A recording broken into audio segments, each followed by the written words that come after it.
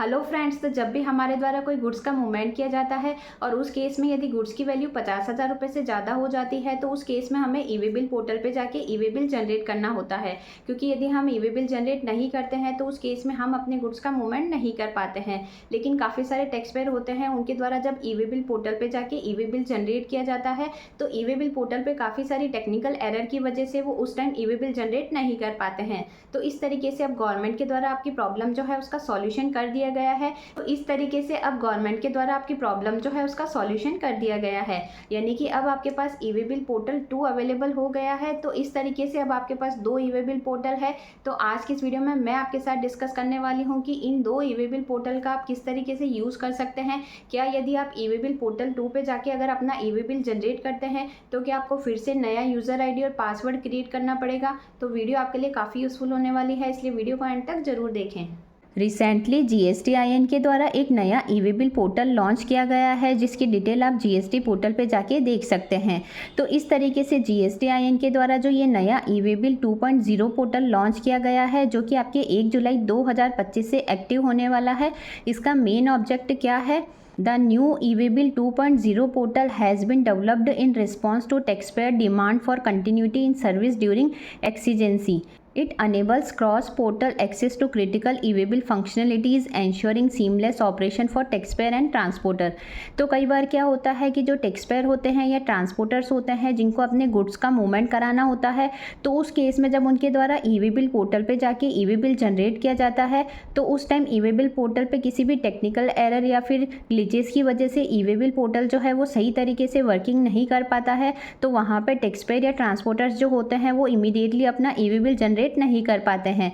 तो इस वजह से काफ़ी सारे टैक्सपेयर और ट्रांसपोर्टर्स जो होते हैं उनको प्रॉब्लम फेस करनी पड़ती है। तो अब यहाँ पे GSTIN के द्वारा जो टैक्सपेयर और ट्रांसपोर्टर्स हैं उनको ये फैसिलिटी प्रोवाइड की गई है कि यदि उनका मेन ई वे बिल पोर्टल यदि वर्किंग नहीं कर रहा है तो उस केस में वो ई वे बिल 2.0 पोर्टल पे जाके अपनी वर्किंग कर सकते हैं। तो इस तरीके से आप ई वे बिल पोर्टल पे जाके कौन कौन से काम हैं जो कि कर सकते हैं, जैसे कि generation of E way bill based on part A details enter by the supplier, generation of consolidated E way bill, extension of validity of E way bills, update of transporter details, retrieval of consolidated E way bill. तो इस तरीके से ये सारी working अब आप new E way bill 2.0 portal पे भी कर सकते हैं। नेक्स्ट है system integration and synchronisation.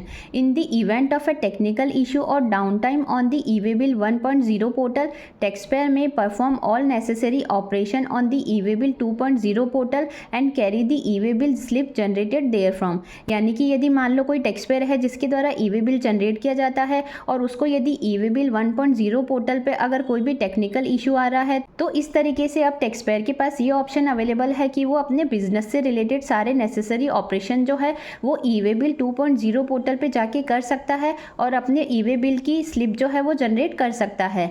This dual system approach is design to eliminate dependency on a single portal and ensure business continuity. तो इस तरीके से GSTIN के द्वारा जो ये न्यू पोर्टल है उसको लॉन्च करने का मेन पर्पस ये है कि टैक्सपेयर जो है वो अपने ई वे बिल जनरेट करने के लिए सिंगल पोर्टल पे डिपेंडेंट ना रहे। यानी कि यदि मेन पोर्टल वर्क नहीं कर रहा है तो उस केस में वो दूसरे पोर्टल पे जाके अपना ई वे बिल जनरेट कर सकते हैं।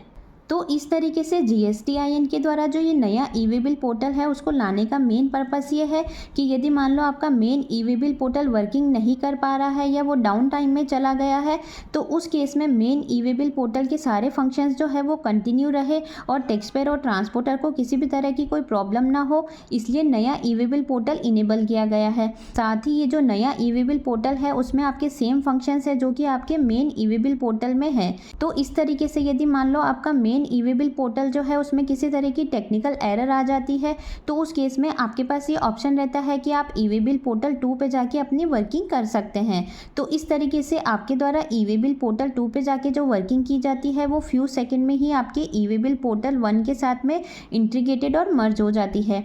तो इस तरीके से new E way bill portal आने का आपको क्या बेनिफिट है? तो इसका मेन बेनिफिट ये है कि अब आपके पास 2 ई वे बिल पोर्टल अवेलेबल हो गए हैं। यानी कि यदि आपका मेन ई वे बिल पोर्टल यदि वर्किंग नहीं कर रहा है तो उस केस में आपको मेन ई वे बिल पोर्टल पे डिपेंडेंट रहने की ज़रूरत नहीं है। यानी कि आप सेकंड ई वे बिल पोर्टल पे जाके अपनी वर्किंग कर सकते हैं। लेकिन काफ़ी सारे टैक्स पेयर का ये डाउट है कि अब हमारे पास 2 ई वे बिल पोर्टल अवेलेबल हो गए हैं ई वे बिल जनरेट करने के लिए, तो क्या अब हमें दोनों ई वे बिल पोर्टल पे लॉगिन करने के लिए अलग से यूज़र आईडी और पासवर्ड क्रिएट करना पड़ेगा?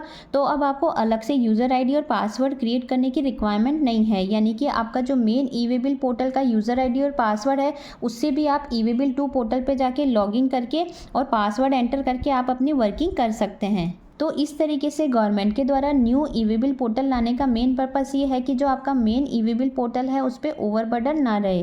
तो इस तरीके से अब आपका जो ये new E way bill portal 2 है ये 1 जुलाई 2025 से पूरी तरीके से एक्टिव हो जाएगा। तो उस केस में आप ई वे बिल पोर्टल 2 पे जाके इजीली अपना ई वे बिल जनरेट कर पाएंगे।